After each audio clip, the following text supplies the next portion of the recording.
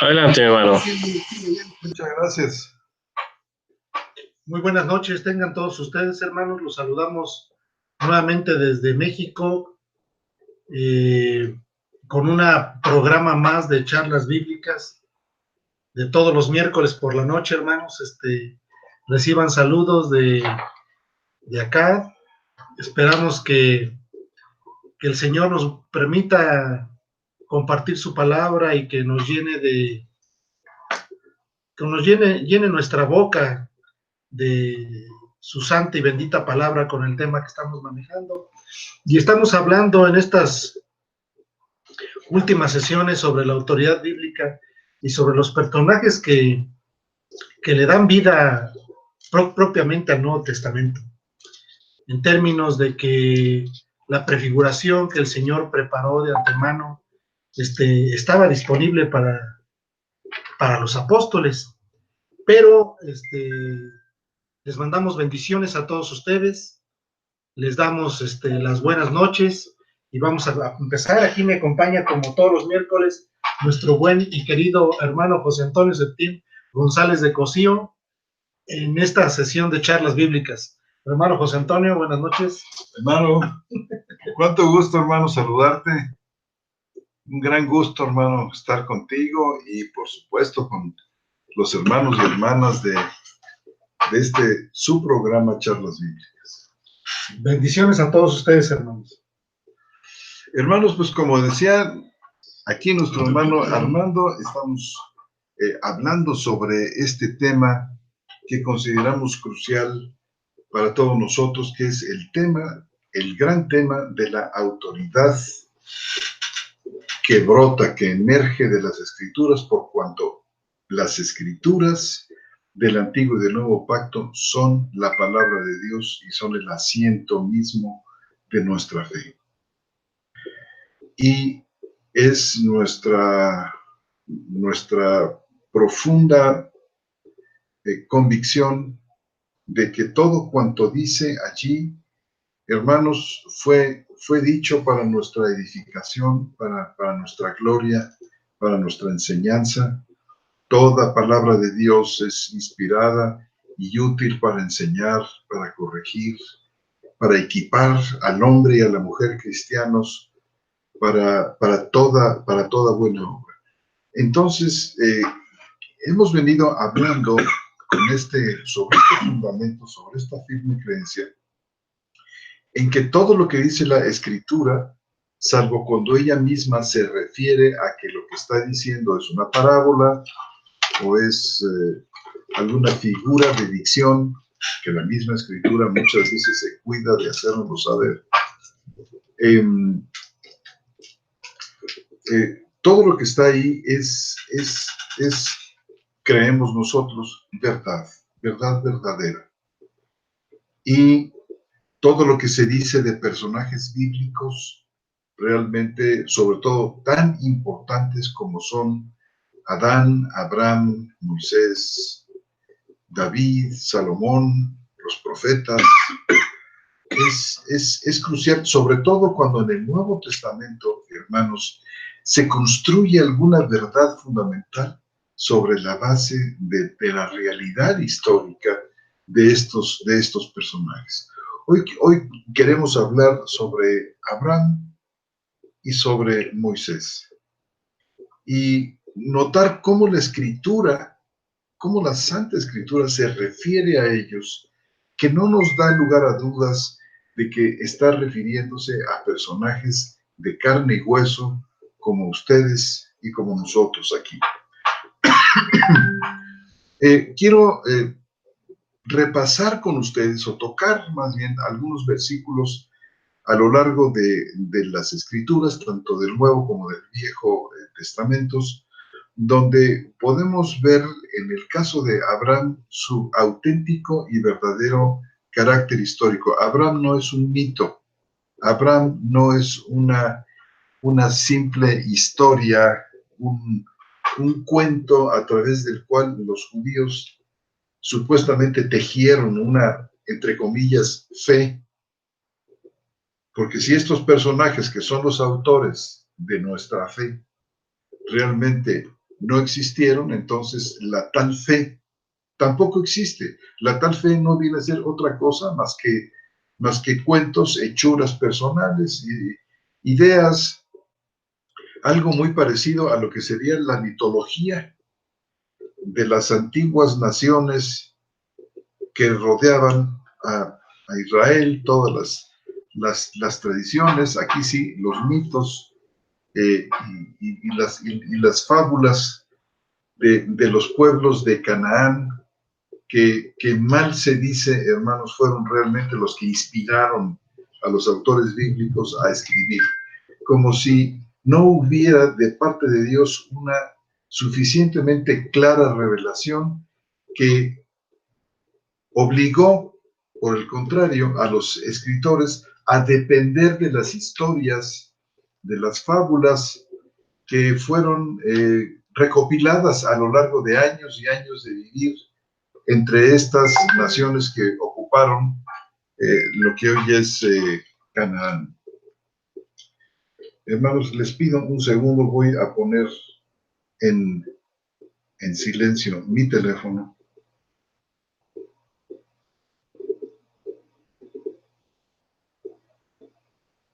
Muchísimas gracias. Bien, hermanos, pues miren ustedes, hay en la escritura con respecto a Abraham detalles relacionados con su historicidad. Quiero que me acompañen en el libro de los Hechos, capítulo 7 y versículo 2, donde podemos ver algunos detalles que se narran allí de su llamamiento y luego de su muerte. Hechos capítulo 7, 2 dice así: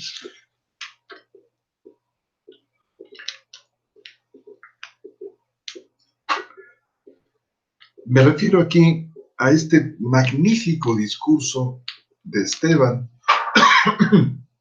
que habla de una manera muy frontal, directa y clara acerca de la historia de Israel, con tal fuerza y con tal vigor y con tal verdad que le costó la vida a Esteban, como ustedes saben.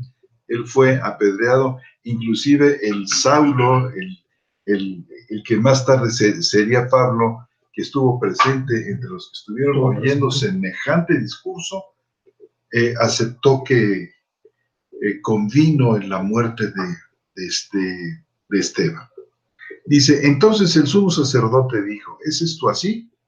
Y él declaró, Esteban, varones hermanos y padres, oíd, el Dios de la gloria apareció a nuestro padre Abraham, estando en Mesopotamia, antes que viviera en Harán, y le dijo, sal de tu tierra y de tu parentela, y ve a la tierra que yo te muestre.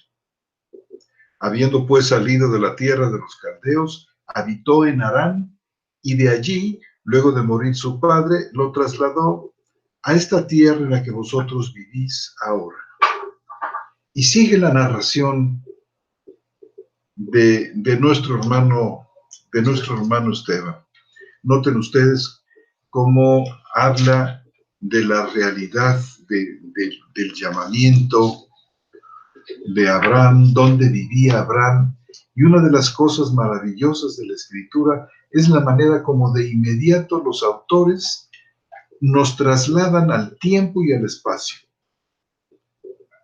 No es como en todas las mitologías de los pueblos antiguos, donde parece ser que el proceso es al revés.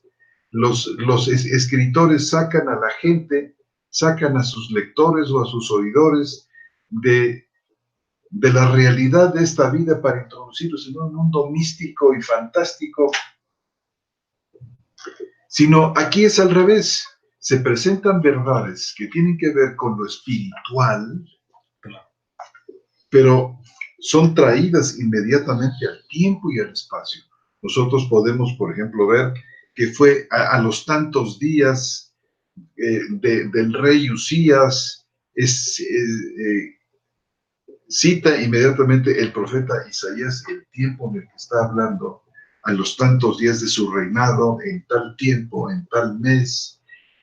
que vino a mí la palabra del Señor, y cuenta Isaías ahí en el capítulo 6, es cuando fue llevado a la presencia de Dios mismo y estuvo hablando con él. No es en un tiempo indeterminado, no es en el otro filosófico, sino es en el aquí y ahora. Nos sitúa inmediatamente dentro de la historia, y es en este contexto de la historia que ocurren eventos que podemos tildar de sobrenaturales, maravillosos. Isaías va e Isaías viene. Igualmente aquí, ¿dónde vivía Abraham? ¿Cómo fueron aquellos viajes que realizó desde el lugar donde fue llamado en Ur de los Caldeos? ¿Cómo sube con su padre? ¿Cómo el padre quizás se siente viejo, cansado y dice, mira hijo, esta es una aventura demasiado para mí, yo ya estoy grande, mira, yo me quedo aquí, y menciona el nombre de la otra ciudad donde se queda el padre, y entonces Abraham prosigue eh, hacia la meta aquella del llamamiento que recibe. Bueno, en el versículo 16 de este capítulo, habla de su muerte, habla de qué hicieron con sus restos físicos, con sus restos mortales. Dice el versículo 16 de este capítulo 7 del libro de los Hechos. Y fueron trasladados a Siquem y puestos en el sepulcro que Abraham llegó a comprar por un precio de plata a los hijos de Hamor en Siquem.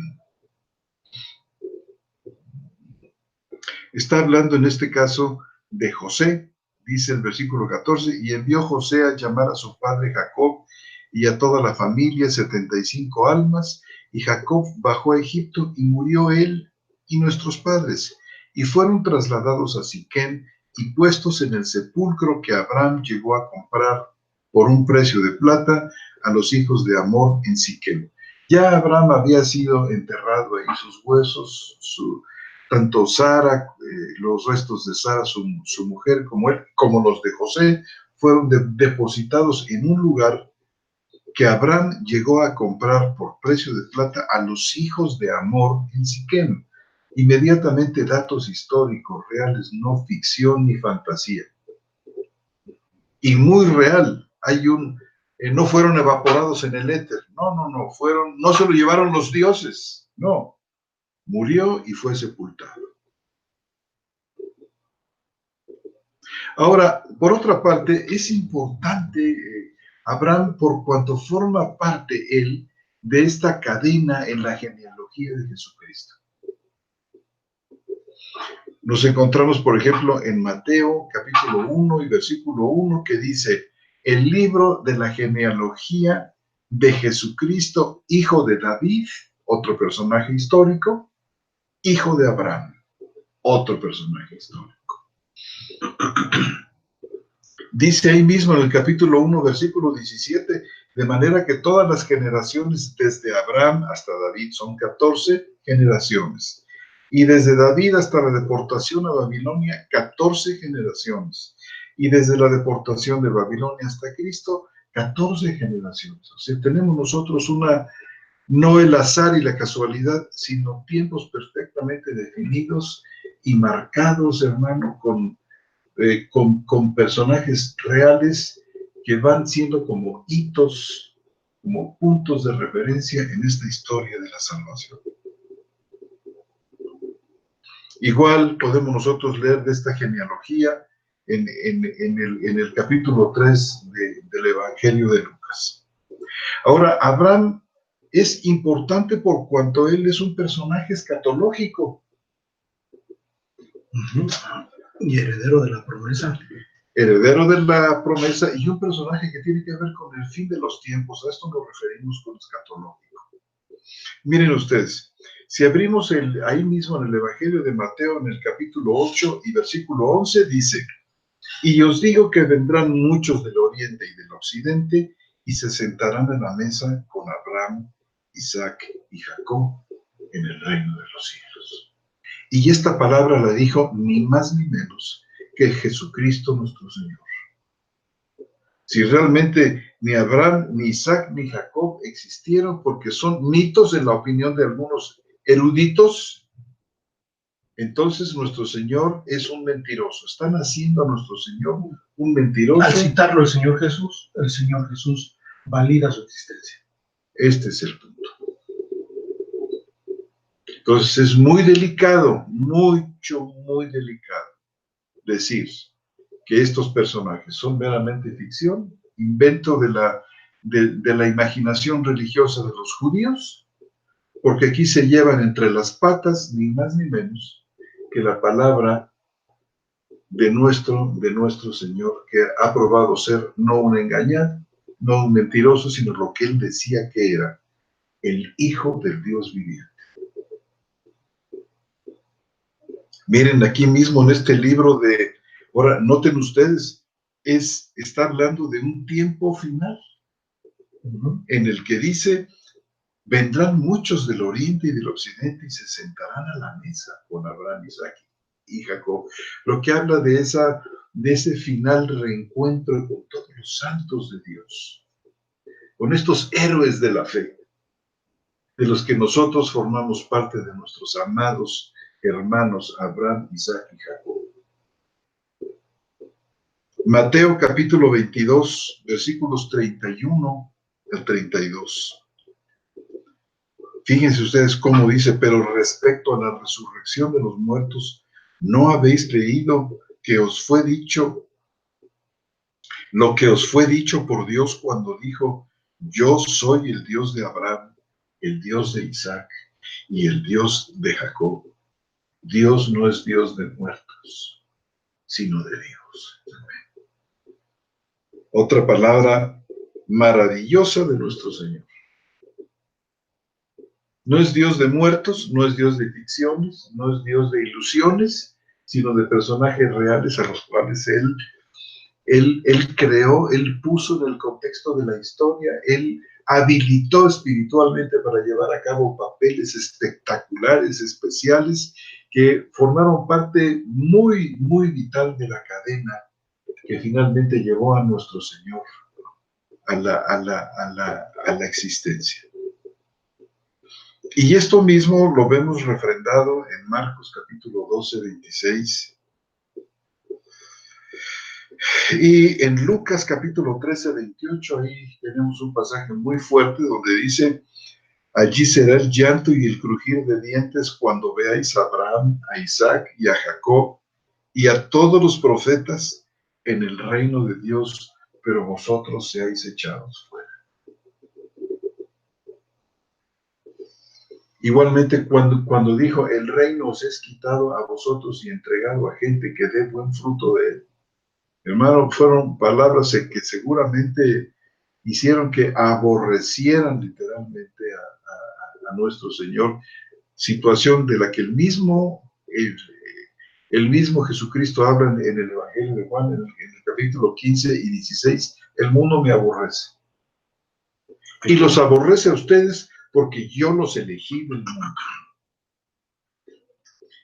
Y esto tenía que ver, por supuesto, en primer lugar con los apóstoles que fueron instrumentos de la revelación, y en muchos sentidos también, aunque sea en pequeña parte, recibimos nosotros esto, por cuanto también nosotros hemos sido elegidos del mundo y separados de él. Y el mundo, dice el apóstol Pedro, verdaderamente no puede tolerar y nos detesta, porque no vivimos conforme ellos viven, ni pensamos como ellos viven, ni somos como ellos viven. ¿Te acuerdas del pasaje? Bueno, Abraham es un personaje que aparece en los últimos días en una bienaventuranza y en una gloria especial.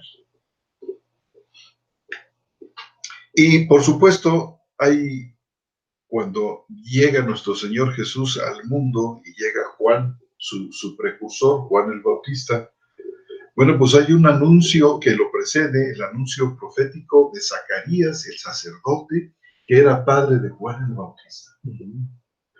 Que quedó mudo. Que quedó mudo, recuerdan ustedes, hasta que recobró el habla, en una circunstancia pues hasta simpática, creo yo, muy hermosa y muy tierna, de cómo Dios introduce a su unigénito. Dice Juan, primo del Señor Jesús. Juan, primo del Señor Jesús. Con toda seguridad jugaron de niños. Seguramente. No nos cabe duda que fueron de alguna manera próximos. Muy próximos. Fíjense qué hermosura, qué pieza maravillosa de profecía le da el Espíritu Santo a Zacarías para que diga. Dice, y su padre Zacarías fue lleno del Espíritu Santo y profetizó. Fíjese, estas no son ocurrencias de Zacarías. No es una manera mística de envolver la fe, sino son palabras que pronuncia Zacarías en el impulso del Espíritu Santo. Porque todo lo que va a decir Zacarías está relacionado con esta gran revelación que le da, siendo todavía Zacarías sacerdote, judío. Dice, bendito sea el Dios, el Señor Dios de Israel, porque nos ha visitado y ha efectuado redención para su pueblo. Nos ha levantado un cuerno de salvación en la casa de David, su siervo.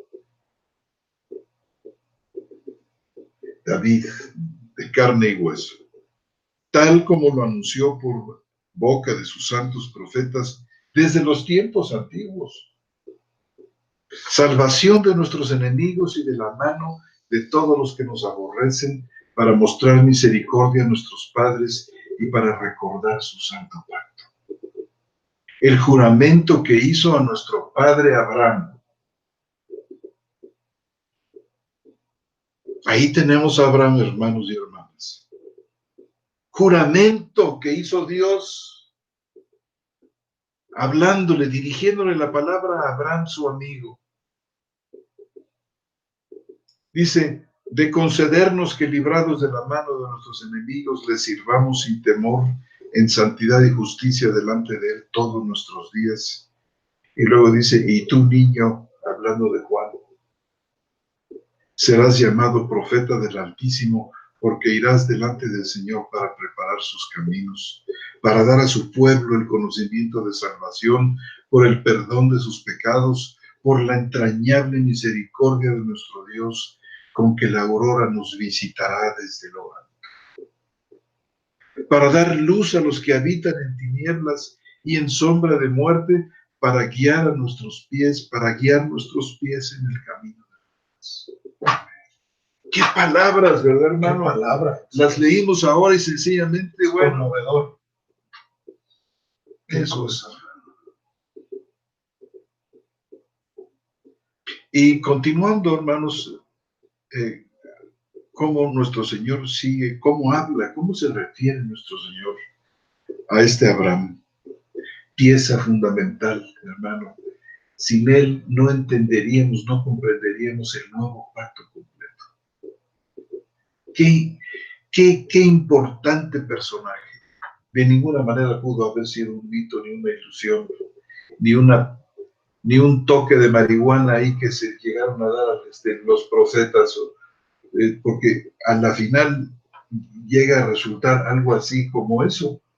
¿De dónde sacaron ellos estos personajes, estas historias maravillosas que no han dejado de ser tejidas y entretejidas, ampliadas, llevadas a una culminación a lo largo de tantos siglos, hermano, de escritores, todos ellos diciendo la misma cosa, pero ampliándola? Totalmente lo contrario a la manera como los hombres nos gastamos las cosas. Es más bien sobre la base de la contradicción. Sencillamente podemos ver entre los filósofos. Una escuela sucede a la otra, una corrige a la otra, una desdice a la otra. Total que a la final nadie se pone de acuerdo. Salvo en muy contadas cosas. Pero aquí tenemos 4,000 años de historia donde todos van como en una carrera, van entregando la insignia al que sigue, la estafeta, y el otro corre corre por el camino de la fe y de la vida y entrega la estafeta al otro. Esto es lo que tenemos en desde la un hilo escritura. conductor, hermano. ¿Sí? Hay un hilo conductor que va desde Génesis hasta Apocalipsis. Ese hilo conductor prefigura todo lo que iba a suceder en el Nuevo Testamento en un antiguo pacto, una antigua palabra, por así decirlo, llena de personajes, que es literalmente imposible que a través del tiempo todos tengan el mismo concepto y la misma idea del plan de redención, que culmina en el Señor Jesucristo y que queda plasmado a través de todos estos personajes neotestamentarios, a través de referencias y apuntando constantemente hacia atrás, hacia la antigua palabra. Esto es maravilloso, esto no tiene explicación.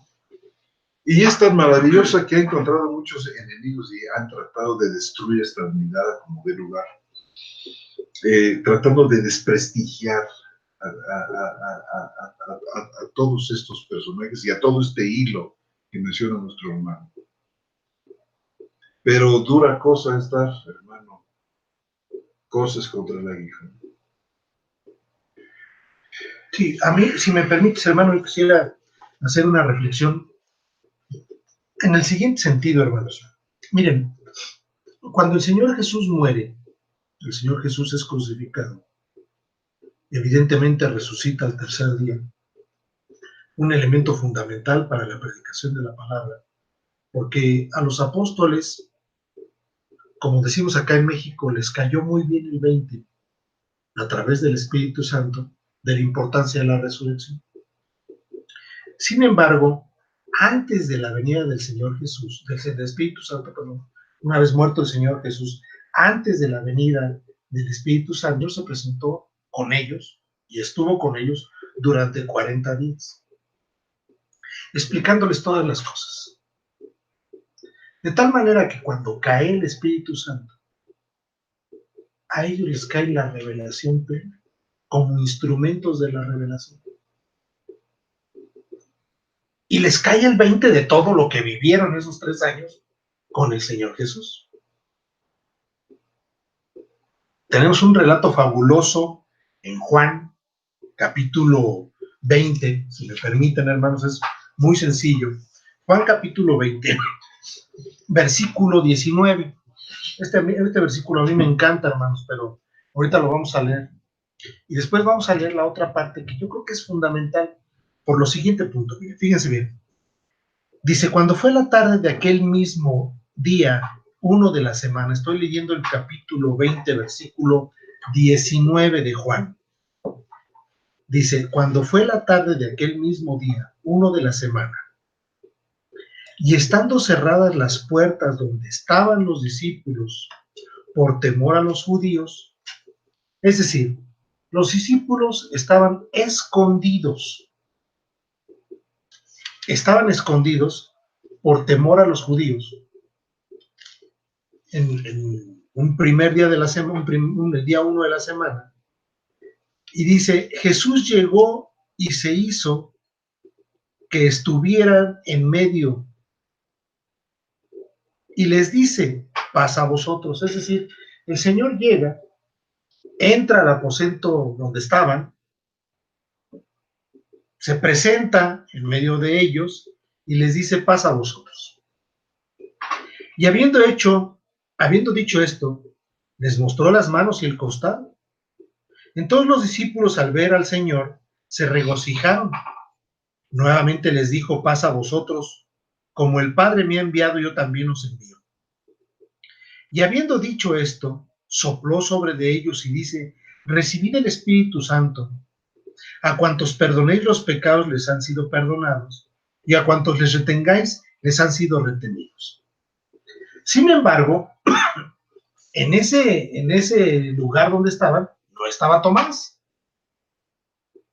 En algún día me preguntaban mis hijos, ¿y por qué no estaba Tomás? Le digo, lo mandaron por comida. O sea, tenían que comer algo. Entonces, pero Tomás, uno de los 12, el llamado Dídimo, no estaba con ellos cuando Jesús se apareció. Le decían pues los otros discípulos, hemos visto al Señor. Pero él les dijo, a menos que vea en sus manos la señal de los clavos y meta mi dedo en un lugar de los clavos y meta mi mano en su costado, de ningún modo creeré. Es decir, lo que vemos aquí en este evento, aunque el Señor les dice, sopla y dramatiza, y les dice recibir el Espíritu Santo, realmente no estaban recibiendo el Espíritu Santo. La construcción del griego en este versículo les dice, estad preparados, porque va a venir el Espíritu Santo. Eso es lo que pasa. A lo mejor después lo explicamos con más detalle. Sin embargo, lo que yo quisiera comentarles es, moviéndonos al libro de Hechos, capítulo 2. Hechos, capítulo 2, y es lo que yo quiero puntualizar. Vamos a ver desde el 2:14. El relato dice que el Señor asciende al cielo y una vez ascendido al cielo, los apóstoles reciben el Espíritu Santo con poder, como la promesa que estaba dada del Señor Jesús, del mismo Señor Jesús, expresada en Juan capítulo 14, 15, 16. Dice, les conviene que yo me vaya porque si no me fuera, no vendría el Espíritu Santo. Y les empieza a explicar la función del Espíritu Santo.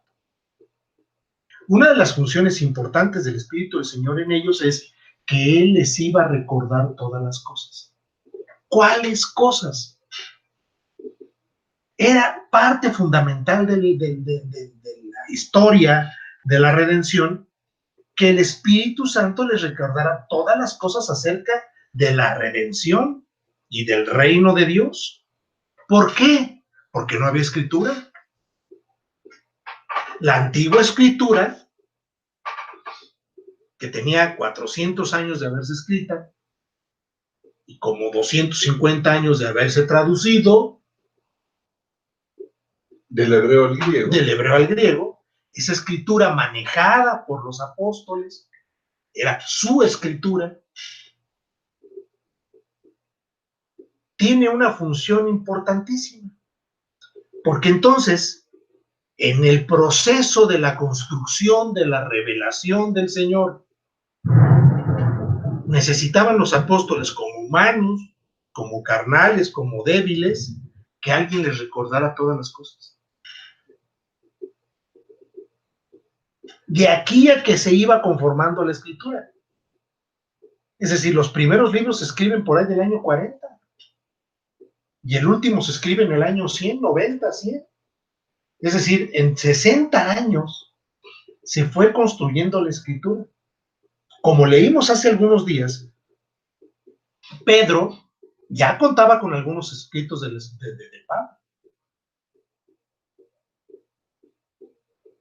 Sin embargo, observen el poder del Espíritu Santo en Pedro, porque Pedro se levanta y da un discurso soberbio, lleno de conocimiento, lleno de poder, y utiliza justamente las mismas palabras de Esteban: varones judíos y todos los que habitáis en Jerusalén. Estoy leyendo el 2:14. Entonces Pedro, poniéndose de pie con los 11, alzó su voz y les dijo: varones judíos y todos los que habitáis en Jerusalén.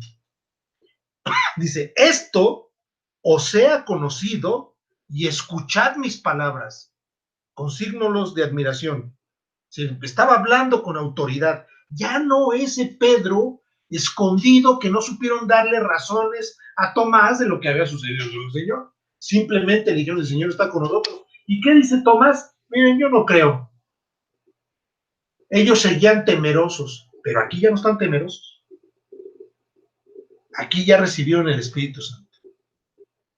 Y dice: escuchad mis palabras, dice Pedro, porque estos no están ebrios, como vosotros pensáis. pues es la hora tercera del día, sino que esto es lo dicho por medio del profeta Joel. Lo primero que dice Pedro es apuntar hacia la antigua palabra, ya lleno del poder de Dios. Es decir, Pedro lo primero que hace es apunta hacia el Antiguo Testamento, que lo conocemos, y lo cita. Y lo cita de memoria.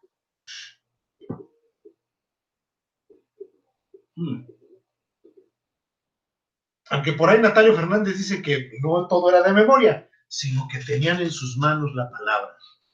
Tenemos pues la palabra la más segura.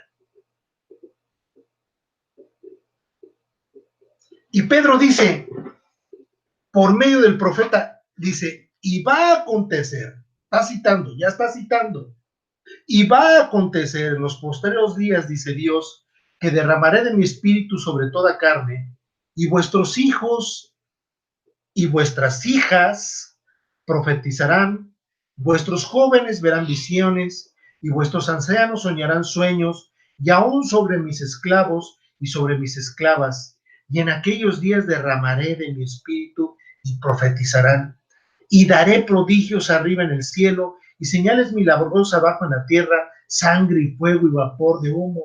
El sol se convertirá en tiniebla y la luna en sangre antes que venga el día grande y glorioso del Señor. Y sucederá que todo el que invoque el nombre del Señor será salvo.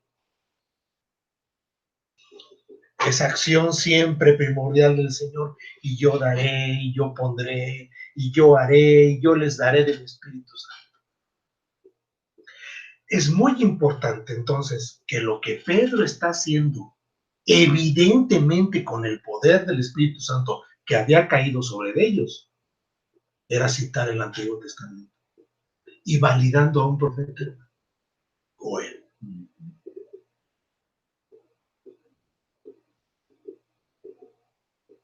Es decir, no hace otra cosa Pedro en el primer discurso, sino decir, estos 11 que están conmigo y yo, hemos recibido el Espíritu Santo por promesa del Señor que nos profetizó a través de Joel.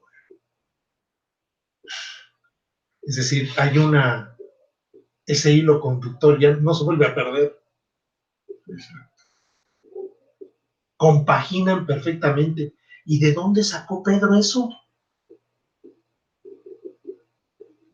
Pues revelación de Dios. Claro. Y es crucial porque así se eslabona el antiguo con el nuevo. Hay una continuidad, se pasa de la comunidad del viejo pacto a la comunidad del nuevo, en virtud de la acción del Espíritu, hermano. Sí. Y fíjense, hermanos, lo que vuelve a hacer Pedro. Y con el apoyo de Dios, por supuesto, ¿verdad?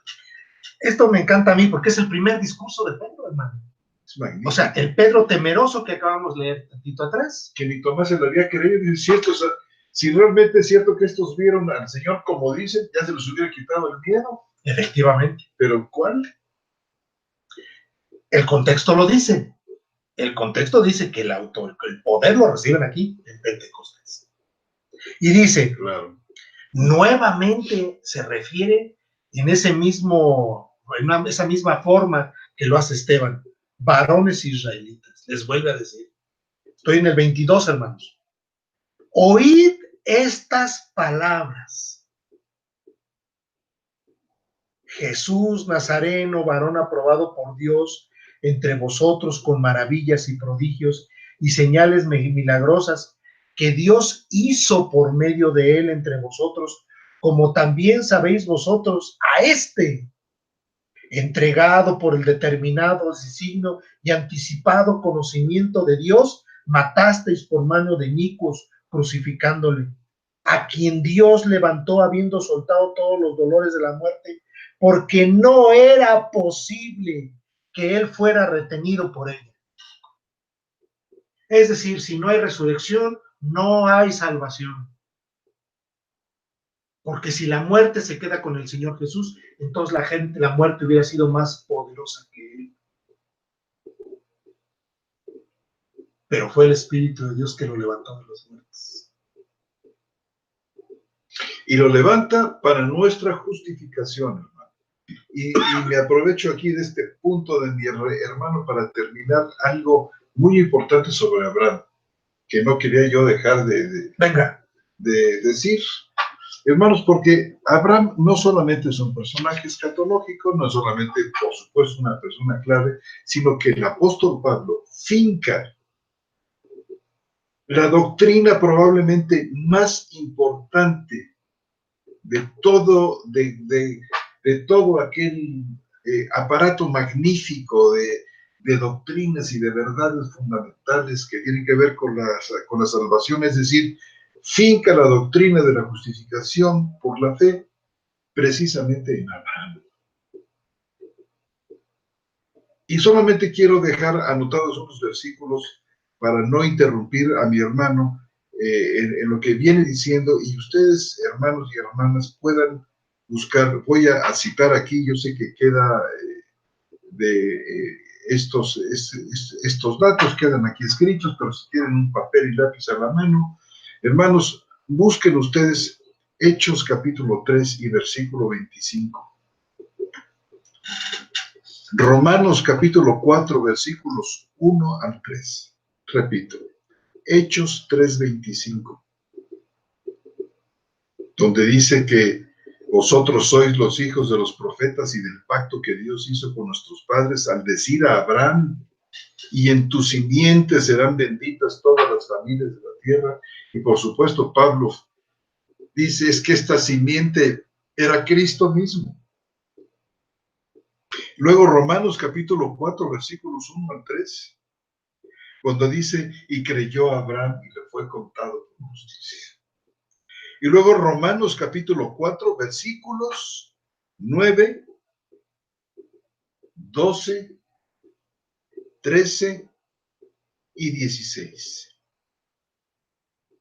Dice, ¿es pues esta bendición solo para los circuncisos o también para los incircuncisos?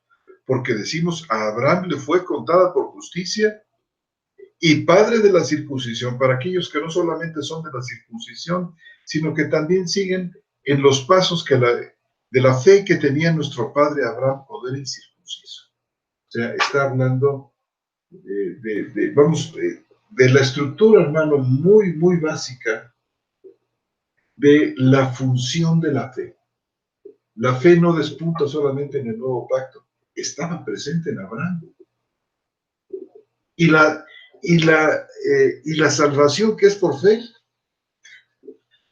tiene aunque hubo héroes de la fe desde los días de Adán, según el libro de los Hebreos capítulo 11, Abraham de una manera particular cristaliza esta fe. Fue realmente a él, a Abraham, quienes fueron hechas las promesas.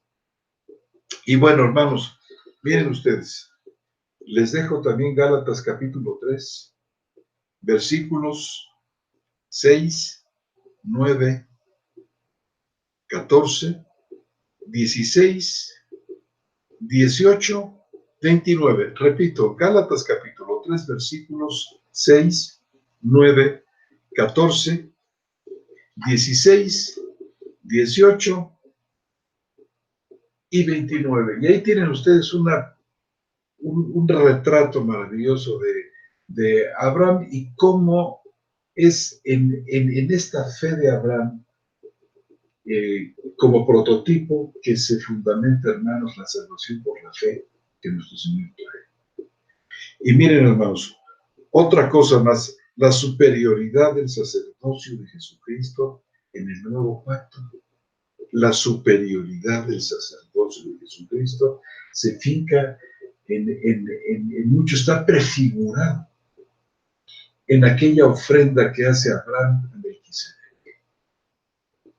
Y esto también se los dejo para que lo busquen y se gocen intensamente. Hebreos capítulo 7,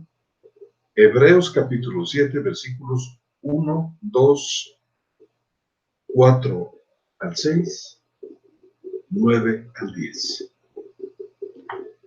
Imagínense ustedes qué papel tan importante en la historia de la salvación juega Abraham como para simplemente considerarlo un mito, pero...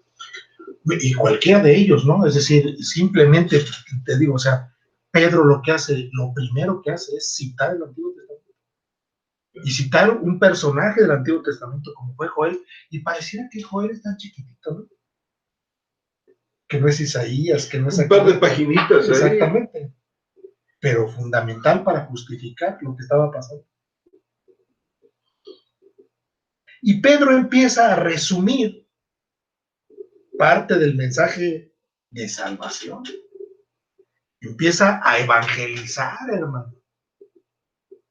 Porque dice claramente, dice el versículo 24, dice, a quien Dios levantó, habiendo soltado todos los dolores de la muerte, porque no era posible que él fuera retenido por ella, y estoy leyendo el capítulo 2 del libro de los Hechos, versículo 24, pero fíjense lo que dice el 25, el que acabamos de leer, porque David dice respecto a él, otra vez, Pablo, sí, Pedro, cita el Antiguo Testamento.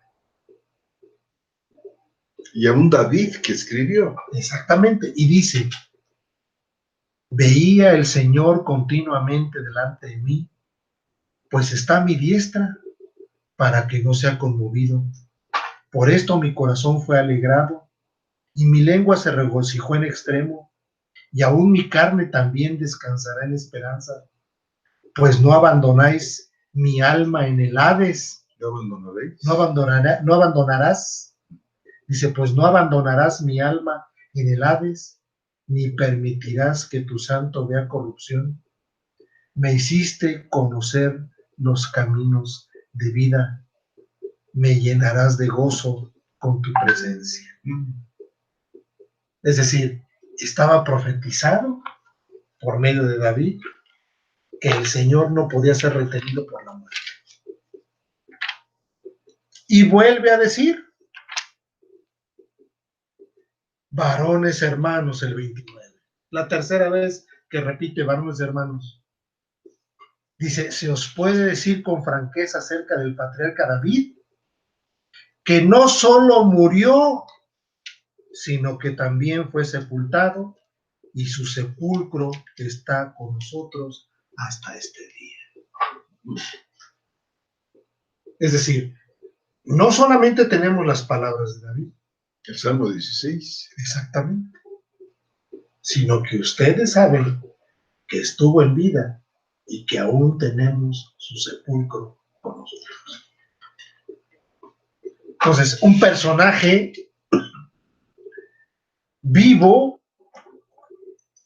lleno de gracia, dice, pero siendo profeta y habiendo sabido que Dios le juró irrevocablemente sentar en su trono al fruto de sus lomos, previéndolo, habló acerca de la resurrección de Cristo, que no fue desamparado en el Hades, ni su carne vio corrupción. A este Jesús resucitó Dios, de lo cual todos nosotros somos testigos. Así que, exaltando, a la diestra de Dios, y habiendo recibido del Padre la promesa del Espíritu Santo, derramó esto para vosotros, para que vosotros veis y oís. Y lo vuelve a citar, porque no subió David a los cielos, pero él mismo dice, dijo el Señor a mi Señor, siéntate a mi diestra, hasta que ponga a tus enemigos por estrado de tus pies. Sepa pues con certidumbre toda la casa de Israel, que a este Jesús, a quien vosotros crucificasteis, Dios lo hizo Señor y Cristo. Ese es el primer discurso de Pedro.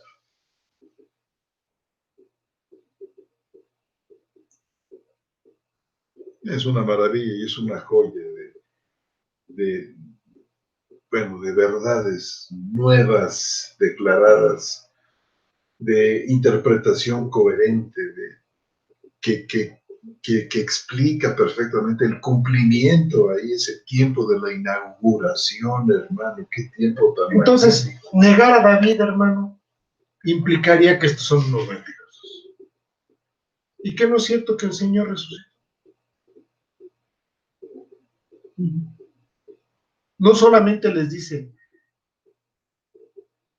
estaba profetizado por David, sino les dice, nosotros somos testigos de la resurrección.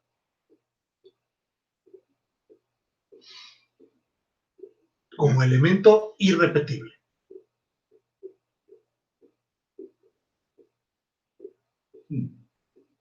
Pero bueno, yo creo que por hoy terminamos las charlas bíblicas, hermano. Ya es la hora. Vamos no sé si ver. quieres agregar algo más. No, hermano, creo yo que pues se ha dicho lo que se ha dicho.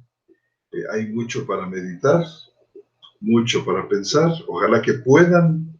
Les invitamos a que una vez que este programa esté disponible en YouTube, que puede ser a veces hasta cosa de horas, porque nuestros hermanos de Radio Teleste son muy diligentes y los programas están puestos ya para su consulta.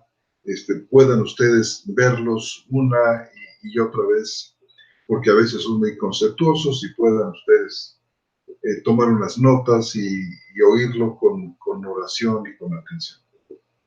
Bueno, esta noche tenemos unas preguntas y comentarios aquí. Nuestra hermana Irma Valderas dice: saludos a todos. Hice un conteo aproximado del número de veces que es nombrado Moisés en la Biblia. Definitivamente el texto sagrado sufre un atentado grave cuando se dice que Moisés fue tan solo un personaje mitológico. Para el judío, el mensaje de la existencia de Moisés es de seria consideración. Moisés es nombrado más de 600 veces en el Antiguo Pacto. En el Nuevo Pacto, Moisés es nombrado más de 75 veces. Hermana Irma Valderas de Celaya, México, muchísimas gracias por este comentario tan ilustrativo, por esta investigación que ha realizado, hermana. Muchas gracias. La hermana Carla Díaz, yo creo que nos está haciendo el favor de citar Alexander Porras, que dice: buenas noches y saludos, hermanos. Armando y José Antonio desde Costa Rica. Nuestra hermana María Eugenia dice: bendiciones, qué gusto verlos. Hace mucho que no lo hacía, hermana, cuánto gusto saludarle una vez más. Nuestro hermano Armando Perales: saludos, queridos hermanos. Hermano Perales, le devolvemos el saludo con mucho gusto. Nuestra hermana Carla Díaz haciéndonos favor de pasar estas observaciones. Yo creo que vienen del correo de YouTube. Hermana Carla, muchas gracias. Dice nuestro hermano Jesús Lozada: gracias por siempre, gracias como siempre por la conferencia, hermanos profesores José Antonio Septién y hermano profesor Armando González. Son de mucha edificación estos programas, sobre todo ante los nuevos ataques de sectas tratando de demeritar la Sagrada Escritura con muchas falsas enseñanzas. Nos saluda también Malach Perahim. Hermano Rosada, muchas gracias por sus palabras. Malach Perahim dice: saludos. Ángelo Flores. Bueno, hermanos, pues si ustedes tienen alguna pregunta, algún comentario, siéntanse en plena libertad. Si hay algo que corregir de lo que expresamos esta noche, bienvenidos. Preguntas y comentarios.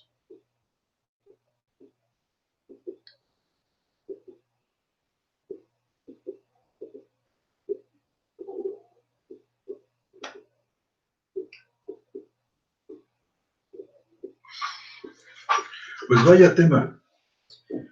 Vaya tema, hermano, tan importante, que yo creo que es fundamental para la iglesia.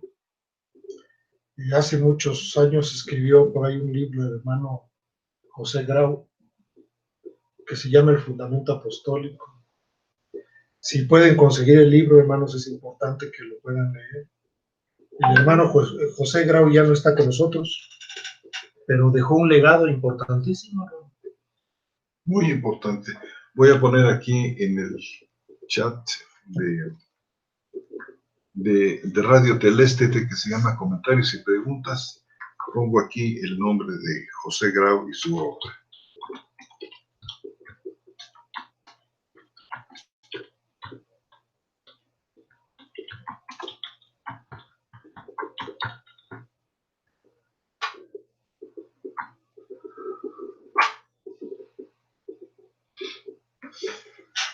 José Grau, el gran español que tiene varias obras en su haber, tan valiosas. Sí, tiene una muy buena de catolicismo romano.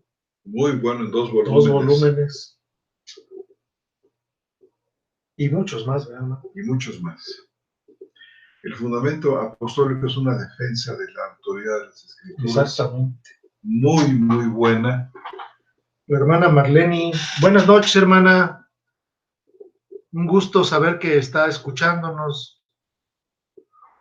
Marlene Echeverría nos escucha desde Vancouver, Washington. Cuánto gusto, hermana.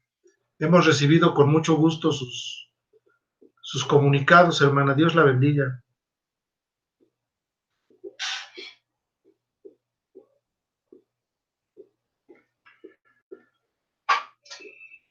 Y todo esto que estamos comentando es para que renovadamente los cristianos pongamos sin trabas y sin dudas de ningún tipo toda nuestra confianza. Por supuesto. En la Santa Escritura. Elizabeth Jarquín, hermana Elizabeth, cuánto gusto saludarla. Le saludamos también a usted.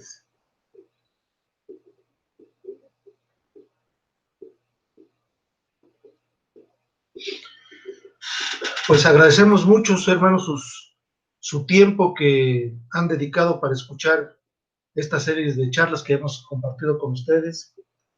Les deseamos muy buenas noches y que el Señor de paz esté con ustedes, el Señor que nos trajo paz. Que Dios los bendiga mucho y reciban un abrazo fraterno desde Querétaro, acá en México, el hermano José Antonio Septién y un servidor Armando González. Dios los bendiga, hermanos. Buenas noches, hermanos y hermanas.